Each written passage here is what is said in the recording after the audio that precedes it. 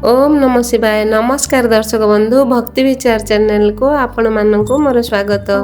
आज आम यही भिडियो रे जानिबा कौन रही 16 सोमवार व्रतर महिमा। 16 सोमवार केबे आरंभ करिवे आउ किपरि पालन करिवे। 16 सोमवार व्रत श्रावण मासर प्रथम सोमवार ठारू आरंभ करिवे, कारण श्रावण मासटी शिवंकर अति प्रिय मास अटे। माता पार्वती एही मासरे तप करी शिव को प्राप्त करथिले, तेणु एही मास को अत्यंत शुभ माना जायथाय। अन्य केउ मासरे 16 सोमवार पालन कले शुक्ल पक्ष ठारू आरंभ करिवे, किंतु श्रावण मासरे एही व्रत कले मास आरंभरू बा प्रथम सोमवार ठारू आरंभ करि परिवे। 16 सोमवार व्रत किपरि पालन करिवे। 16 सोमवार व्रत कले रविवार दिन ठारू घर को लिपा पोछा करिवे और प्याज रसुण आमिष एसबू को त्याग करिवे। सोमवार दिन सकाळु उठी नित्यकर्म सारिवे, सूर्य को अर्घ्य देवे, तुलसी मूल मध्य जल देवे, तापरे घरर पूजा विधि सार देवे। कौनसी भी शिव मंदिर जाई संकल्प होई 16 सोमवार व्रत करिवे।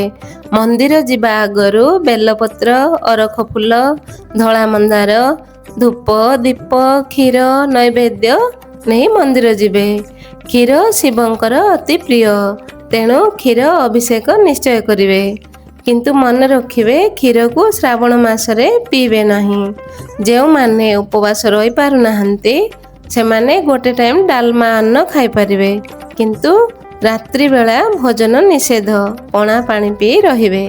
एही पूजा मंदिर रे करिबा श्रेष्ठ, काहेकि ना नारी माने शिवलिंग रे क्षीराभिषेक करिबा उचित नुहे, तेणु घरे एही पूजा करिवे नहीं, मंदिर रे ही करिवे। जेते बेले 16 सोमवार कंप्लीट रहबो शिवं को मार्जना करिवे, जदि पारिबे असह्य लोकन को अन्न भोजन देवे एवं पूजारी को मध्य संतुष्ट होला भली दक्षिणा देवे। एही भली 16 सोमवार व्रत करिवे। जदि कुआरी झियो माने एही व्रत पालन करिवे तेबे तांको मन लाखी बर प्राप्त हुए।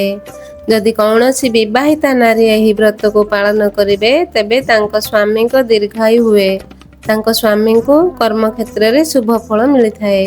कौनसी माँ जदि एही व्रत पालन करती तांको पुत्र को चाकरी क्षेत्र रे आ सब क्षेत्र रे शुभ फल मिलथाए। घर को सुख समृद्धि आसे, घर को सबु प्रकार सुख शांति मिलथाए।